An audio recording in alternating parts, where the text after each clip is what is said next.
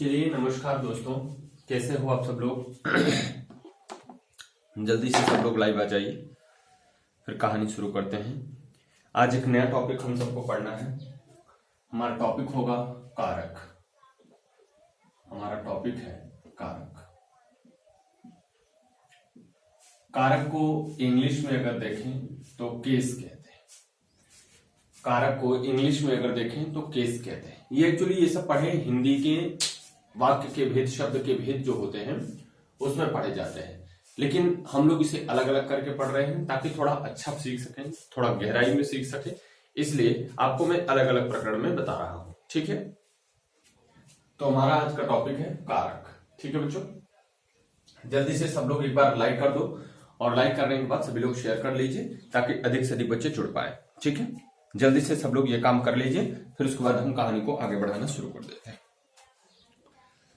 कारक देखिए important chapter है, थोड़ा सा अच्छा चैप्टर है, हम सबको जानना चाहिए। जैसे अगर मैं लिखूं,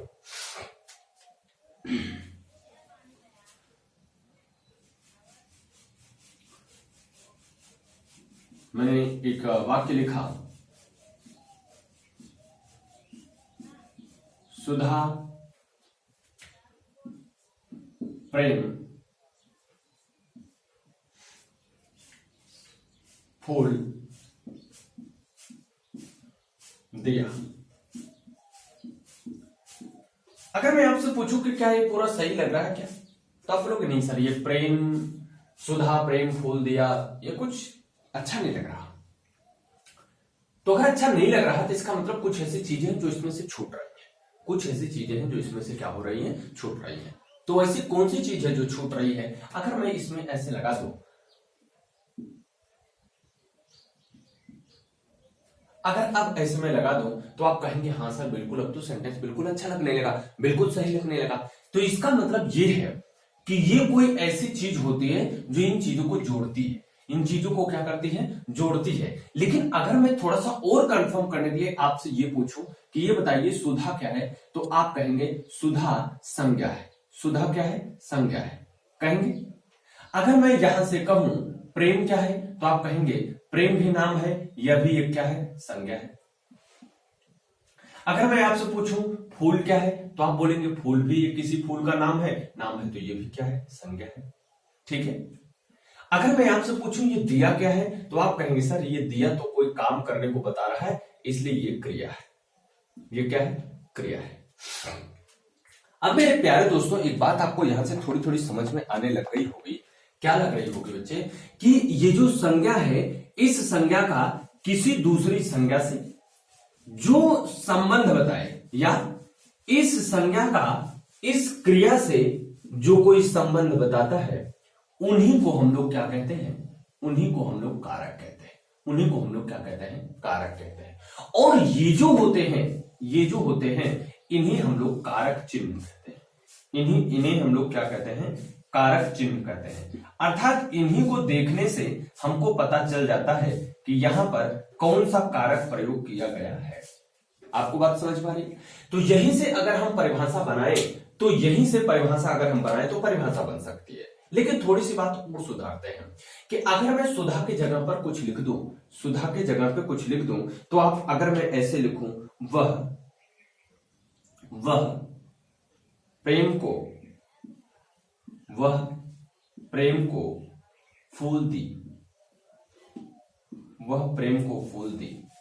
अगर मैं ऐसे लिख देता हूं, तो आप मुझे बताना कि अभी तो हमने इस संज्ञा के स्थान पर एक शब्द प्रयोग किया वह, तो क्या वह को आप सर्वनाम कहेंगे? आप कहोगे हाँ सर सर्वनाम कहेंगे, बिल्कुल सही है। प्रेम तो अभी भी आपका संज्ञा ही है, प्रेम तो अभी भी आपकी संज्ञा ही है, फूल तो अभी भी आपकी संज्ञा ही है, दी यहां पर जो है वो अभी भी आपकी क्रिया ही है। आपको लग रहा होगा मैं क्या बताना चाह रहा हूं, मैं ये बताना चाह रहा हूं मेरे भैया कि अगर संज्ञा का किसी क्रिया से जो सीधा संबंध बताता है, उसी को हम लोग क्या कहते हैं, आपका कारक कहते हैं। अब अगर वो संज्ञा है और संज्ञा की जगह पर कोई हमने चीज प्रयोग कर दी तो वो सर्वनाम है। इसलिए हम कह सकते हैं कि चाहे संज्ञा का किसी अन्य भाग से किसी अन्य शब्द से, किसी संज्ञा का किसी अन्य शब्द से, या किसी सर्वनाम का किसी अन्य शब्द से, या किसी संज्ञा या सर्वनाम का वाक्य के किसी अन्य शब्द से या क्रिया से जो सीधा संबंध बताता है, उसी को हम लोग कारक कहते हैं। आई बात समझ में? हम यहां से आपकी परिभाषा निकालने की कोशिश कर रहे थे। ये संज्ञा का इससे, इस क्रिया से, इस सर्वनाम का इस संज्ञा से, इस सर्वनाम का इस संज्ञा से, और सेम इसी का उल्टा भी हो रहा है। तो इनके बीच में जो रिलेशन बताता है उसी को हम लोग क्या कहते हैं? कारक कहते हैं। उसी को हम लोग क्या कहेंगे मेरे भैया? कारक कहेंगे। अब बात आती है कि सर इसकी परिभाषा क्या बनी? तो परिभाषा क्या बन के तैयार होगी? यहां से देखिए परिभाषा में लिखता हूं, क्या लिखता हूं कि संज्ञा अथवा सर्वनाम का, संज्ञा अथवा सर्वनाम का वाक्य के, संज्ञा अथवा सर्वनाम का वाक्य के किसी अन्य भाग, किसी अन्य शब्द या कभी कभी यहीं पर क्रिया कह देता है, अन्य शब्द से संबंध बताने वाले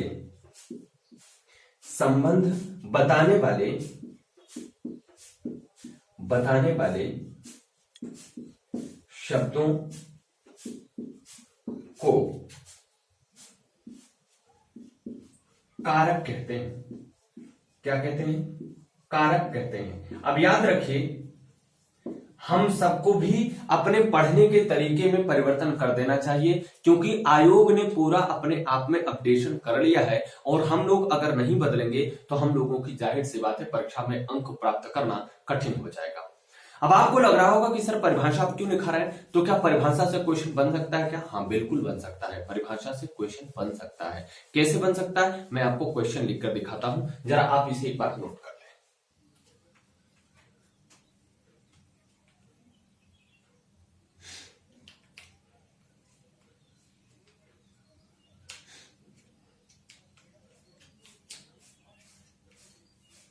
हो गया? देखिए, एक हमारे हजारी प्रसाद द्विवेदी जी हैं। हजारी प्रसाद द्विवेदी जी ने कारक को परसर्ग कहा है। हजारी प्रसाद द्विवेदी जी ने कारक को परसर्ग नाम दिया है। तो कभी कभी परीक्षा में पूछ सकता है कि कारक को परसर्ग नाम देने वाले कौन है या कौन है रचनाकार, ऐसा आपसे करके पूछ सकता है। तो आप इसे भी जानकारी में अपने रखिएगा कि हजारी प्रसाद द्विवेदी ने कारक को क्या कहा है? परसर्ग कहा है। मैं यहां पर लिख देता हूं, हजारी प्रसाद द्विवेदी, हजारी प्रसाद द्विवेदी, हजारी प्रसाद द्विवेदी ने कारक को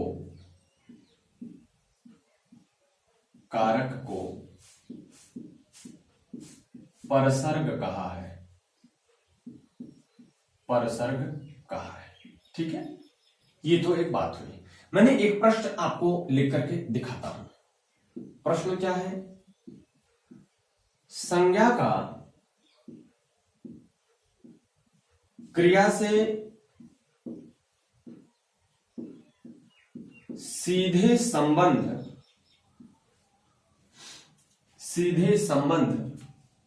व्यक्त करने वाला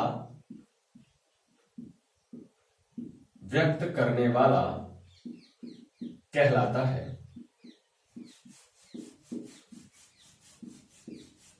है। ये एक प्रश्न है। विकल्प में दिया गया है करण,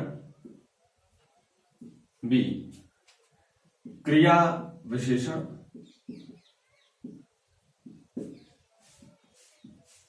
सी कारक,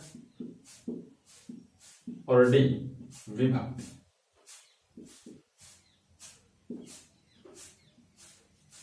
ये विकल्प आपके लिए दिए गए हैं। संज्ञा का क्रिया से सीधा संबंध बताने वाला क्या कहलाता है? ठीक है, तो क्या होगा आप बताइए। यहां से हमने पहले ही आपको बता दिया, संज्ञा या सर्वनाम का वाक्य के किसी अन्य भाग से सीधा संबंध बताए या उसकी क्रिया से सीधा संबंध बताए, तो वो जो भाग होता है, वो जो बताने वाला होता है, उसे हम लोग कारक कहते हैं। उसे हम लोग क्या कहते हैं मेरे भैया? कारक कहते हैं। इसका मतलब यहां से ये करण जो है ये गलत है, क्रिया विशेषण भी गलत है, यहां पर हमारा सही होगा क्या, कारक।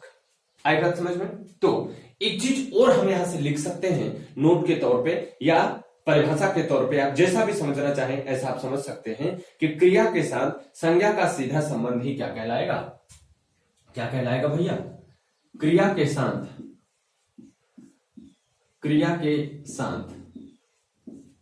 संज्ञा। अब चाहे मैं संज्ञा कहूं या सर्वनाम कहूं, दोनों बातें सेम है। क्रिया के साथ संज्ञा या सर्वनाम का सीधा संबंध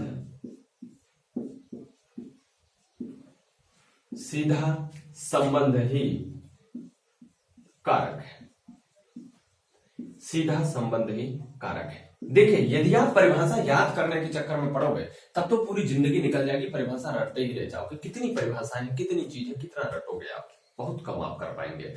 तो याद किया करिए इसको पढ़ने के और इसको समझने के तरीके को। अगर इसके पढ़ने और समझने के तरीकों को आप समझेंगे तो आपको बेहतर समझ में आएगा। ठीक है, आइए। तो हमने कहा कि क्रिया के साथ संज्ञा या सर्वनाम का जो सीधा संबंध बताता है, जो सीधा रिलेशन बताता है, सीधे जो जोड़ता है, उसको हम लोग कारक कहते हैं। उसको हम लोग क्या कहते हैं, कारक कहते हैं। क्लियर हुई बात। अब यहां से बात आती है कि कारक कितने प्रकार के होते हैं। तो परीक्षा में दो तरीके से पूछता है, कारक के प्रकार और कारक के अंग। कारक के प्रकार और कारक के अंग, कारक के दो चीजें पूछता है। एक तो पूछता है प्रकार, या इसी प्रकार को हम भेद भी कहते हैं। ठीक है, और एक पूछता है अंग।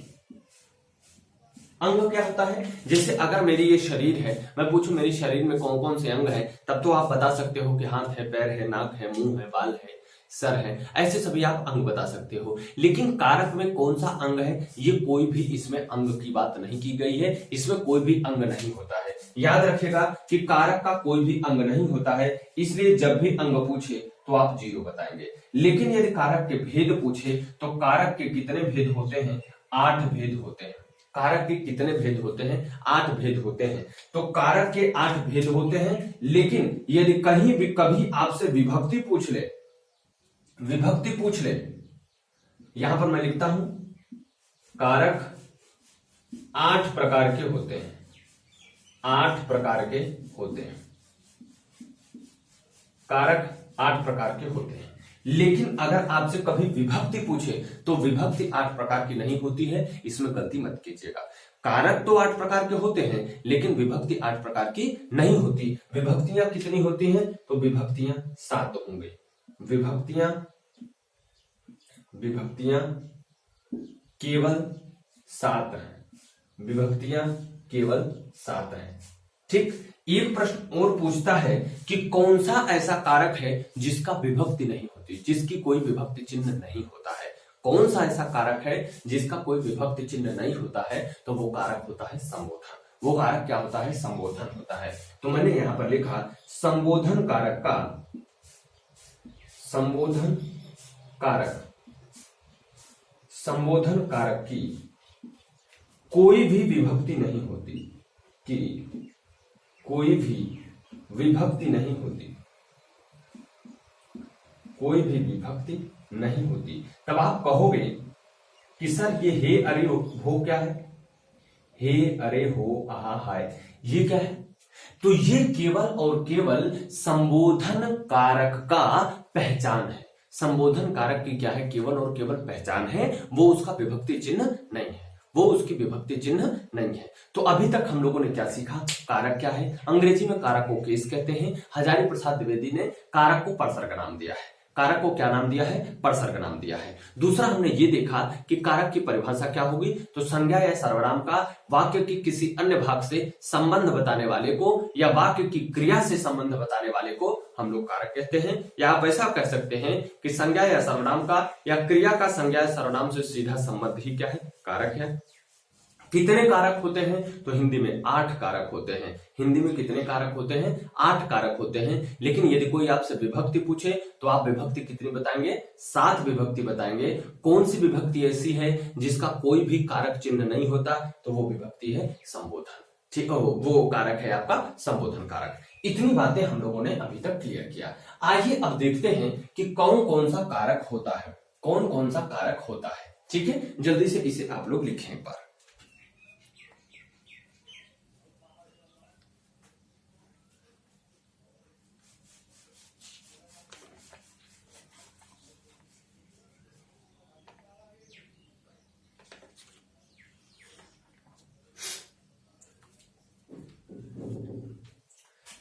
अब आइए देखते हैं कि कौन कौन से कारक होते हैं।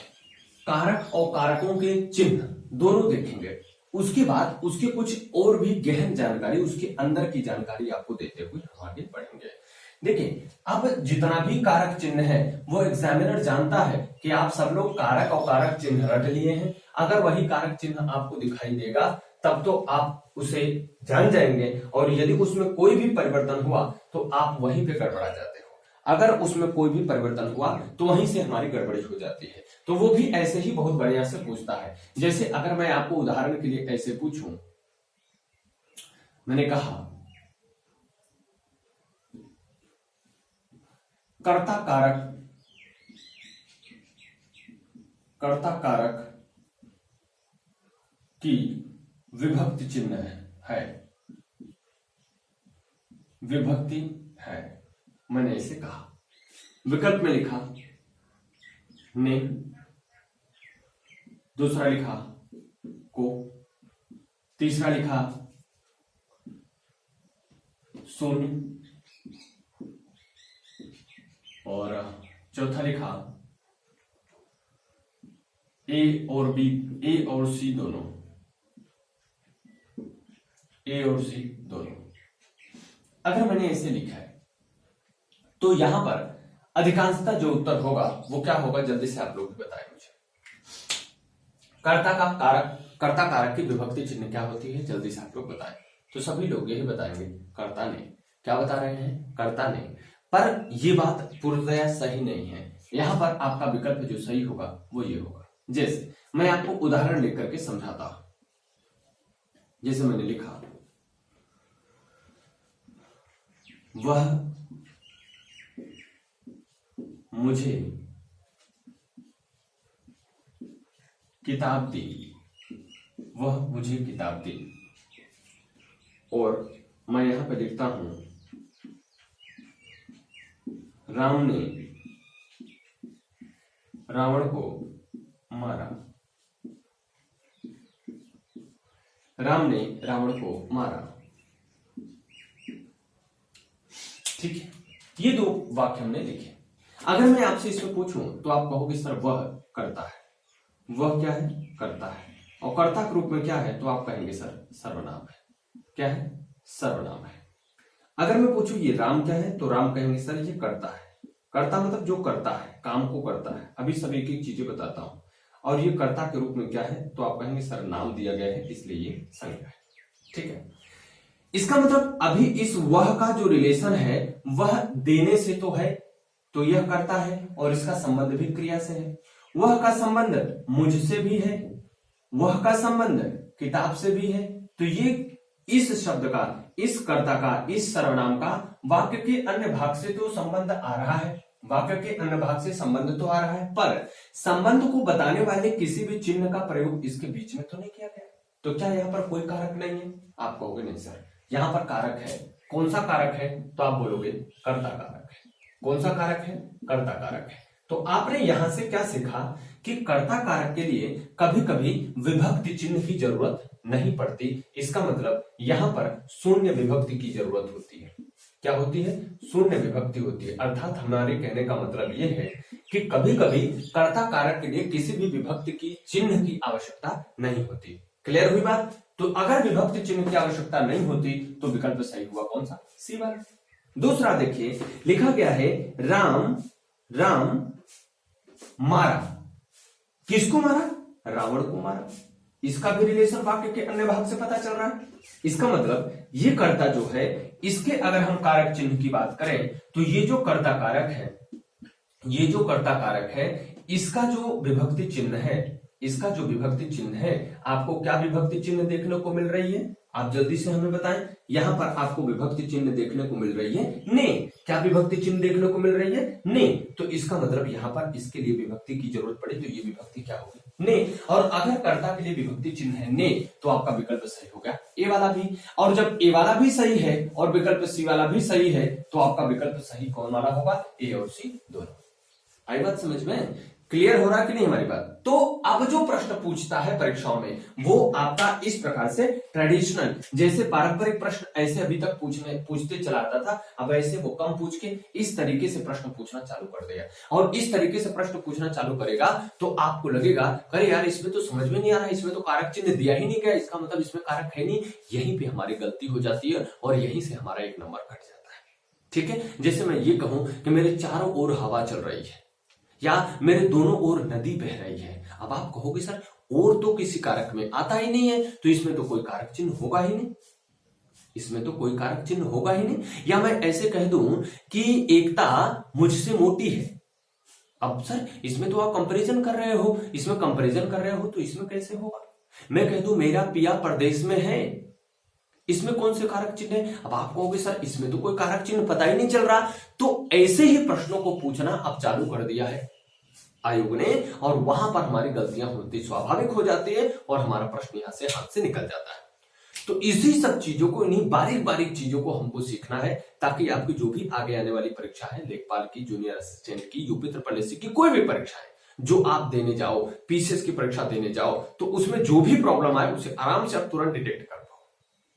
क्या वो पूछना चाहता है, क्या ऐसी चीज वहां पर है जो आप बताना चाह रहे हो, वो चीज तत्काल वहां से आपको मिल पाए और आप उसे आराम से जवाब दे पाए। तो इसे आप लोग नोट करिए, फिर हम लोग कारक के प्रकार पर बात करना शुरू करते हैं। ठीक है, जल्दी से नोट कीजिए।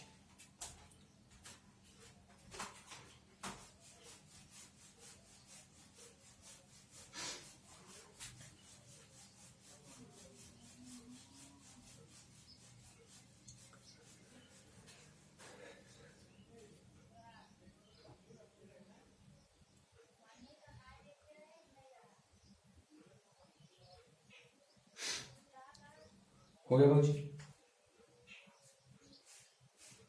जितना जल्दी आप करोगे उतना ज्यादा मजा आएगा, है ना? और आपसे थोड़ा सा हाथ बढ़ाइए और देखिए वीडियो को हमने आपको एक बार, दो बार, तीन बार देखने को बोला है। आप नोट्स भी बनाया करो, एक बार पहले देखा करो, रफ बनाया करो, उसके बाद आप लोग नोट्स बनाया करो अच्छी वाली, ताकि आप सबका ये चीजें तैयार होती रहे। मैं बहुत अच्छी लेवल पे पढ़ा रहा हूँ आपको, अच्छे लेवल से आपको सिखा रहा हूँ, तो ये चीजें आप लोग याद रखना, बढ़िया से मेहनत करना, ठीक है?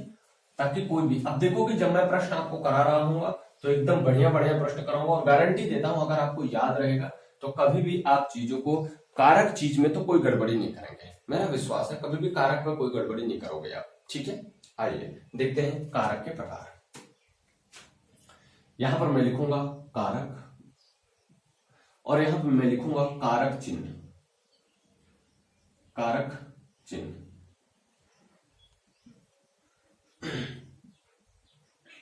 फिर एक एक कारक आपको बताना शुरू करूंगा। ठीक है, हमने पहले लिखा कर्ता और इसकी विभक्ति चिन्ह हो गई के, दूसरा कर्म, तीसरा करण,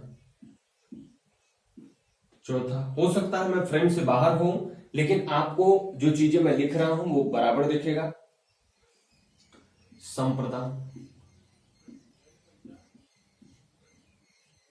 पांचवा अपादान, संप्रदान, अपादान, छठवां अधिकरण,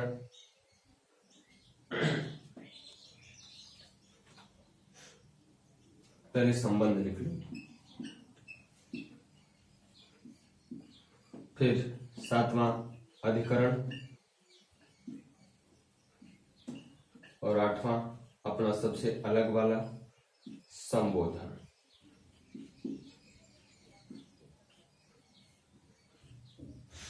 ठीक है, संबोधन। ये 8 कारक आपके हो गए, कर्ता, कर्म, करण, संप्रदान, अपादान, संबंध, अधिकरण और संबोधन। ये 8 तो हमारे कारक हो गए। अब कारक चिन्ह देखिए, यहां पर जो कारक चिन्ह की मैं बात करूंगा वो कारक चिन्ह की बात करूंगा जो परीक्षाओं में पूछा जाता है, लेकिन उसकी कॉम्प्लिकेशन जो हमने अभी आपको बताया उदाहरण के माध्यम से, उसके बारे में हम एक एक जब सीखना शुरू करेंगे तब हम आपको एक एक बताते रहेंगे। ठीक है, देखिए कर्ता का होता है कारक चिन्ह ने, कर्ता ने, कर्म को, कर्ता ने कर्म को, करण से। ठीक है, कारण से, और से के साथ साथ के द्वारा भी होता है, से या के द्वारा भी होता है। अब याद रखें के द्वारा का मतलब क्या होगा, यहां से थोड़ा सा समझिएगा आप। यहां पर के द्वारा ये बताएगा कि वह कोई साधन होगा। क्या होगा, साधन होगा। अभी इसके बारे में और डिटेल में आपको मैं समझाऊंगा। संप्रदान हेतु को के लिए, हेतु को और के लिए, ठीक है, संप्रदान हेतु को के लिए, ठीक है। अपादान का होता है से, लेकिन याद रहे इससे अलगाव पता चलता है। क्या पता चलता है, अलगाव पता चलता है, अलग होना, अलग होना पता चलता है, ठीक है। क्या पता चलेगा, अपादान से अलग होना पता चलेगा। क्लियर है। संबंध से आपका का की के पता चलेगा, का की के ना नी ने रा री रे, ठीक है, ये पता चलेगा। और दूसरा होता है, अगला है अधिकरण। अधिकरण का मतलब होता है में और पर। अब देखिए संबोधन के आगे भी मैं लिख दे रहा हूं, लेकिन यह माना नहीं जाता है। हे, अरे। अब याद रहे कि जब भी आपसे बात होगी संबोधन की, तो कुल मिला के इस चिन्ह के बारे में बात होगी, इस हे और अरे के बारे में कोई बात नहीं होती है। ये होता क्या है, ये केवल और केवल संबोधन का एक पहचान होता है। संबोधन की क्या होती है, पहचान होती है। इसीलिए हम कहते हैं कि इस संबोधन कारक की कोई भी विभक्ति नहीं होती है। इस संबोधन कारक की कोई भी विभक्ति नहीं होती है। अब जरा समझते हैं, कर्ता की जो विभक्ति चिन्ह हुआ वो क्या हुआ, तो आप कहेंगे कर्ता का विभक्ति चिन्ह हुआ ने। कर्ता ने कर्म को करण से के द्वारा, कर्ता ने कर्म को करण से के द्वारा, संप्रदान हेतु को के लिए, अपादान से अलग होना, संबंध काकी के नानी ने रारी दे, अधिकरण में पय पर। और ये जो चीज आपका लिया गया है, ये केवल और केवल एक पहचान है, केवल और केवल एक पहचान है। पहले कर्ता ने कर्म को से के द्वारा और संप्रदान हेतु को के लिए, अपादान से अलग हो गए, संबंध बनाए काकी के नानी ने रारी दे से, और अधिकार रखे में पर। ठीक है। कभी कभी पय शब्द भी आता है, काव्यों में पय आपको देखने को मिलेगा। पय आपको काव्यों में देखने को मिलता है। तो हमने अभी कर्ता कारक के बारे में सीखा। अब आइए एक एक कारक के बारे में सीखता हूं। कभी आपको एक चीज और बढ़िया लग सकती है कि सर यहां पर भी को है और यहां पर भी को है, सर तो हम कैसे समझेंगे कि कौन सा संप्रदान कारक है, कौन सा कर्म कारक है, कौन सा संप्रदान कारक है, कौन सा कर्म कारक है, कैसे समझेंगे? समझोगे, सब समझोगे। यहां पर देखिए, आप कहोगे सर यहां पर भी से है, कर्ण में भी से है, और यहां पर भी सर से है, कैसे समझोगे आप? है ना, यहां पर कैसे समझोगे आप? तो ये सभी चीजें, यही कॉम्प्लिकेशन है और यही परीक्षा इसका फायदा उठाती है आपसे प्रश्न पूछने के लिए। तो एक एक कारक अब सीखते हैं तो ज्यादा अच्छा समझ में आएगा। पहला हमारा होगा कर्ता कारक। पहला क्या होगा? कर्ता कारक। ठीक है।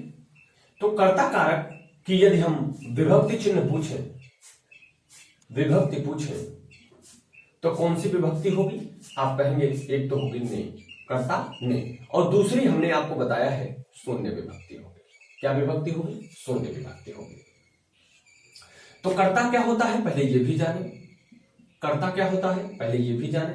क्रिया को जो भी करे, जो भी कोई काम करता है, करने वाला, अर्थात करने वाला, करने वाला मतलब जो उस वाक्य की क्रिया को करे, उसी को हम लोग क्या कहते हैं?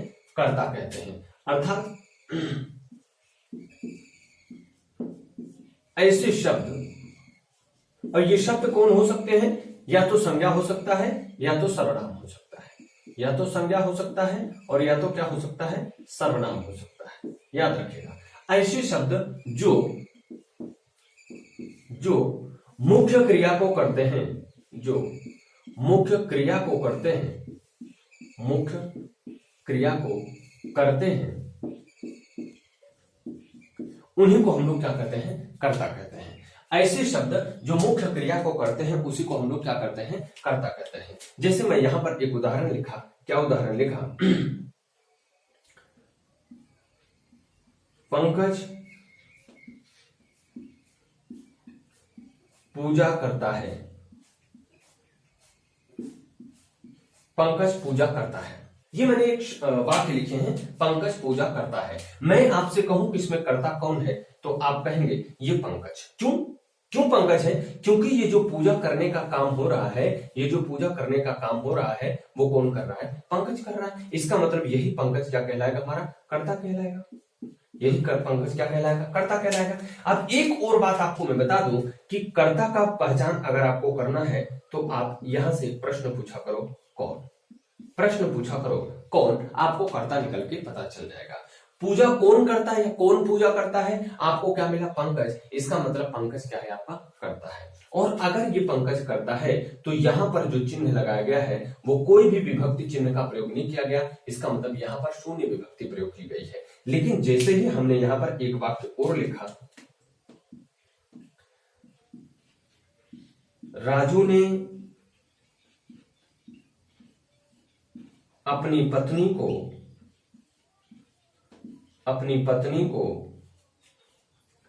गुलाब दिया, अपनी पत्नी को गुलाब दिया। अब आप मुझे बताओ यहां पर गुलाब देने का काम कौन कर रहा है, तो आप कहोगे सर राजू ही काम कर रहा है गुलाब देने का। इसका मतलब एक बात तो क्लियर हो गई कि ये राजू जो है वो आपका कर्ता है, और ये कर्ता जो है वो एक काम कर रहा है देने का। और अगर मैं पूछूं कि इस राजू और इस दिया के बीच में क्या संबंध है, तो आप कहेंगे सर संबंध बता रहा है ने। इसका मतलब यही ने हमारा होगा कारक चिन्ह। क्या होगा, कारक चिन्ह, या इसी को हम कहेंगे विभक्ति होगी। क्या होगी भैया, विभक्ति होगी। और इसी से पता चलेगा कि यहाँ पर कारक कौन सा है, तो आप कहेंगे कि यहाँ पर जो कारक है वो कौन सा कारक है, कर्ता कारक है। कौन सा कारक है मेरे भैया, तो यहाँ पर ये कारक कौन सा कारक है, कर्ता कारक है, कर्ता कारक है। आई बात समझ में, कौन सा कारक है, कर्ता कारक है। इसे एक बार आप लिखें, फिर उसके बाद कुछ प्रश्नों को और बताते हैं। जल्दी से आप लोग लिखें।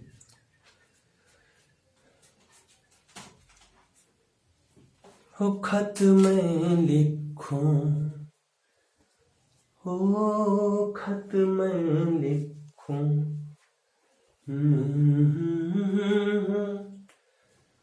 पर तेरा पता मालूम नहीं मालूम।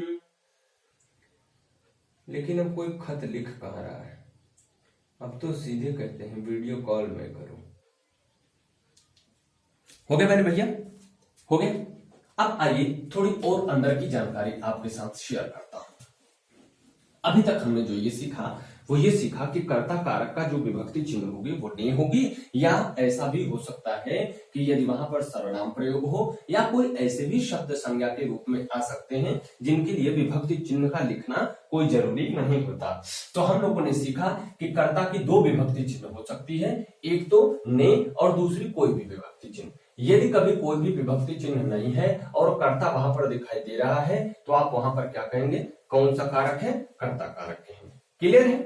अब बात आती है एक और चीज की। क्या मैंने लिखा,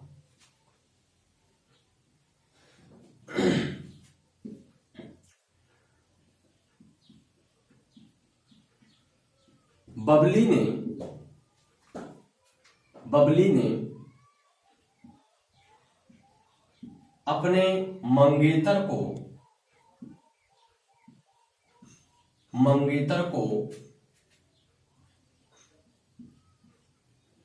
कटहल दिया।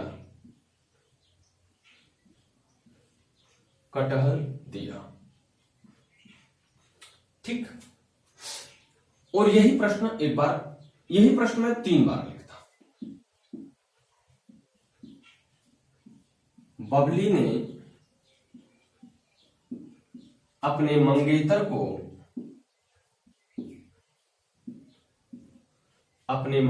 को कटहल दिया।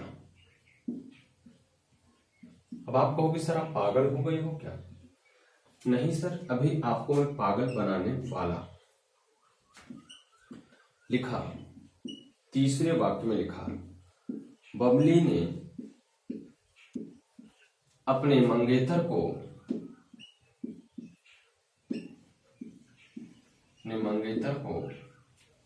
कटहल दिया।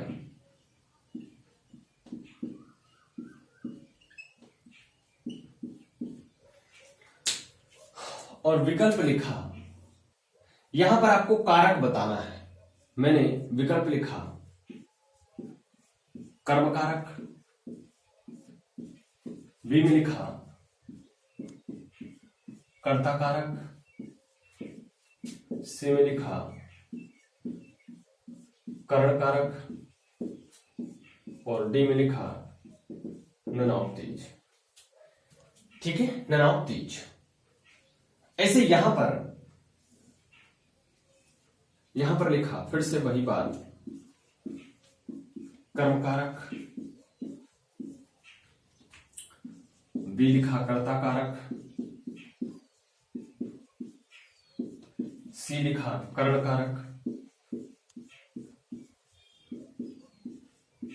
और डी लिखा नन ऑफ दी अबव।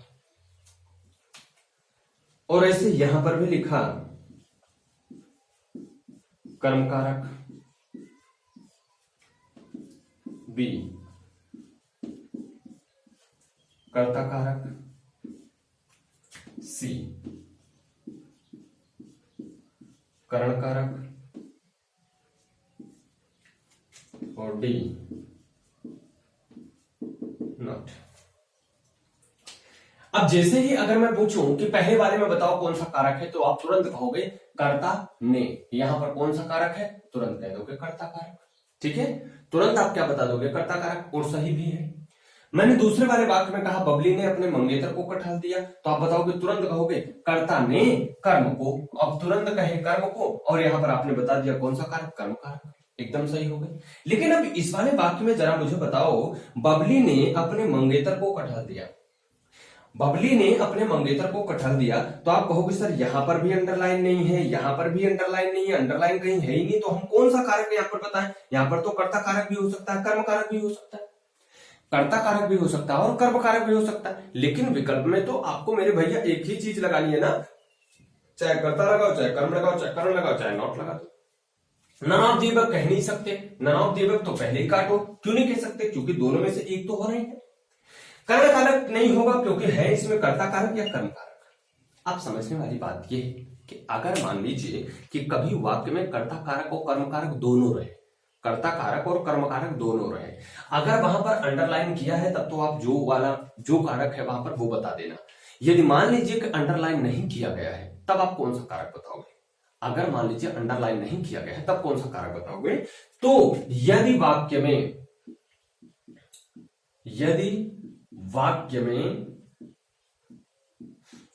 कर्ता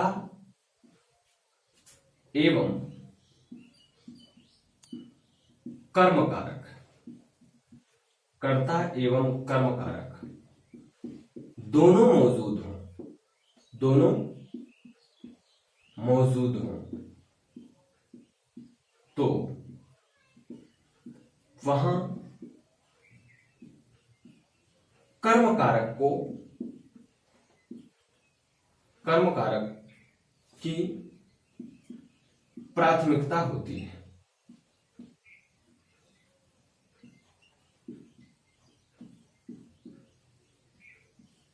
ठीक है, क्या समझिए आप कि अगर मान लीजिए किसी वाक्य में कर्ता कारक भी हो सकता है, कर्म कारक भी हो सकता है, तो आप विकल्प में कौन सा लगाओगे? कर्ता कारक लगाओगे या कर्म कारक लगाओगे? तो वहां पर आपको जो प्राथमिकता देनी होगी मेरे भैया, वो किसको आपको प्राथमिकता देनी होगी? वहां पर आपको कर्म कारक को प्राथमिकता देनी होगी। तो वहां पर आपको किसको देनी होगी प्राथमिकता? कर्म कारक को प्राथमिकता देनी होगी। इसलिए इस वाक्य में यदि मैं पूछूं कौन सा कारक है, तो आप बताओगे कर्म कारक। आई बात समझ में? था ना? बढ़िया चीज थी। तो इसे भी आप लोग इन प्रश्नों को लिख लें, साथ ही साथ नोट लिख लें कि अगर किसी वाक्य में अंडरलाइन है तब तो जिसमें अंडरलाइन है जो पार्ट में पूछ रहा है तब तो आप बता देना, कर्म में है कर्म कारक बता देना, कर्ता में है कर्ता कारक बता देना। मान लीजिए कहीं अंडरलाइन ही नहीं है, ना तो कर्ता कारक में अंडरलाइन है, ना तो कर्म कारक में अंडरलाइन है, तो आप क्या बताओगे? तो वहां पर आप प्राथमिकता दोगे किसको? कर्म कारक को। ठीक है ना, इतनी बात क्लियर हो गई? जरा इसे आप लोग कॉपी कर लें।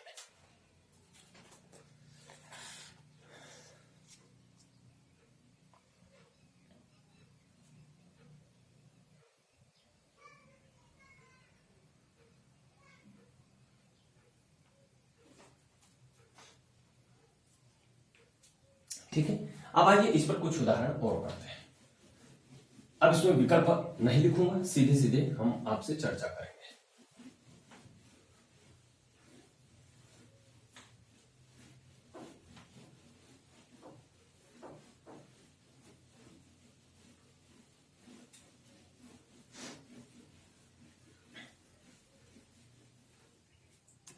देखिए, मैंने प्रश्न लिखा, रेणु अपने बेटे को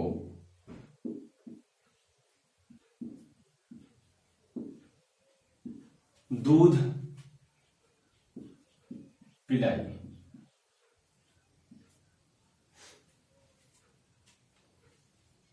ठीक है,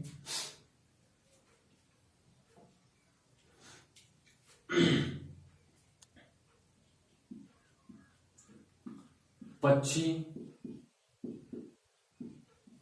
आकाश में उड़ती है।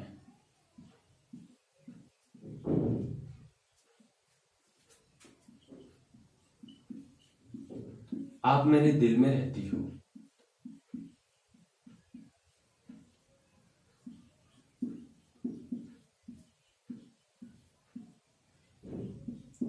आप मेरे दिल में रहती हो।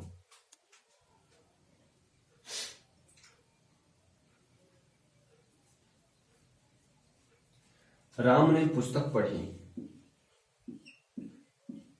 राम ने पुस्तक पढ़ी।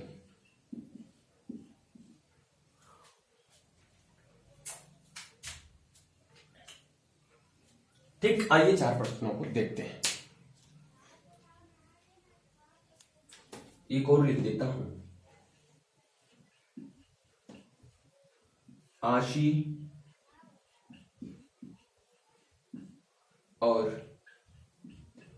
राघवेंद्र खेलते हैं।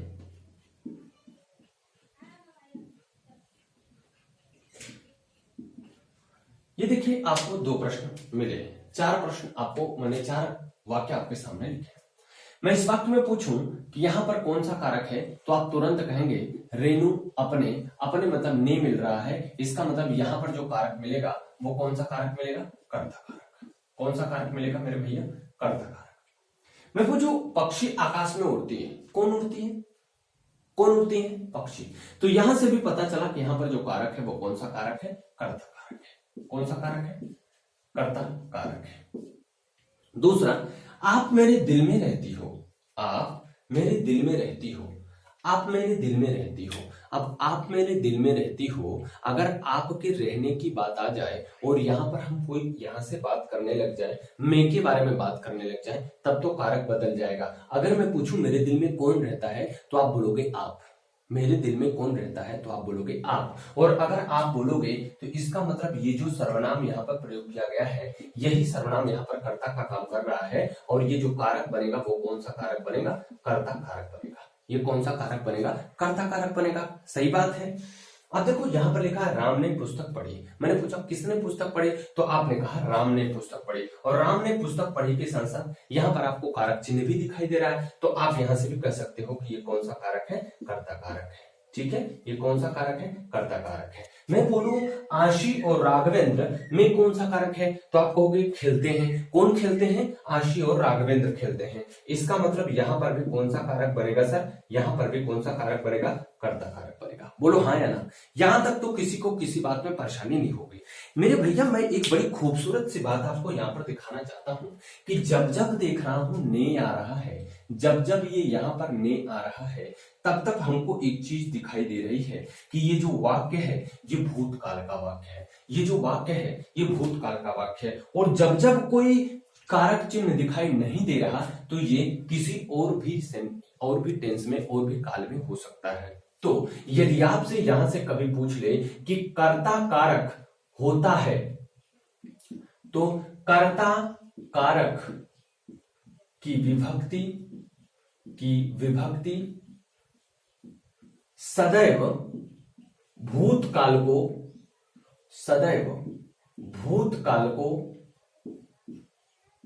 व्यक्त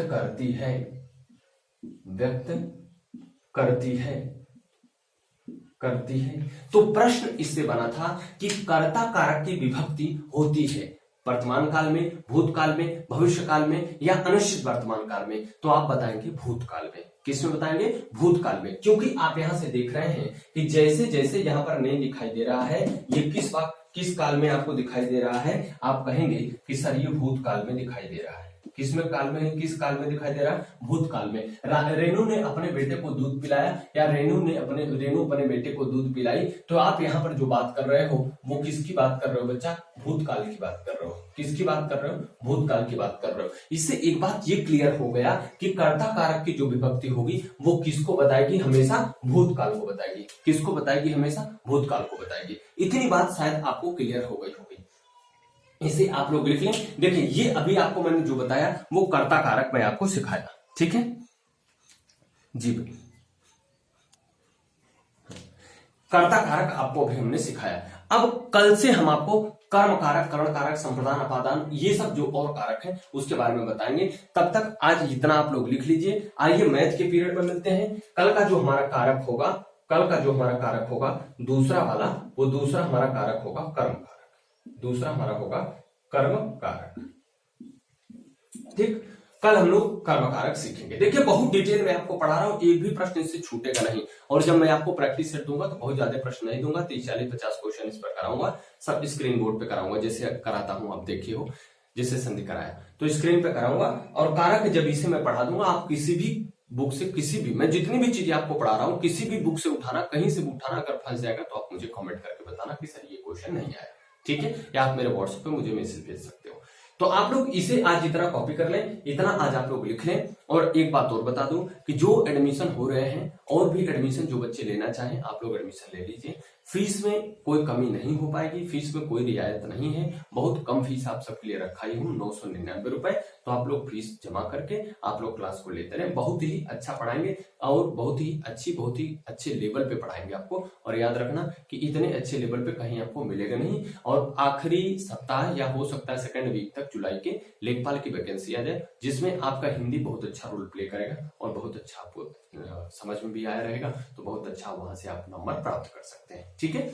तो आप लोग अपना पढ़ाई करते रहिए, ध्यान दीजिए और इसका नोट्स बनाइए, रिवीजन जरूर करते जाइए। चलिए मिलते हैं मैथ के पीरियड में आपके साथ। तब तक के लिए लेते हैं आपसे विदा। Thank you, take care, bye bye.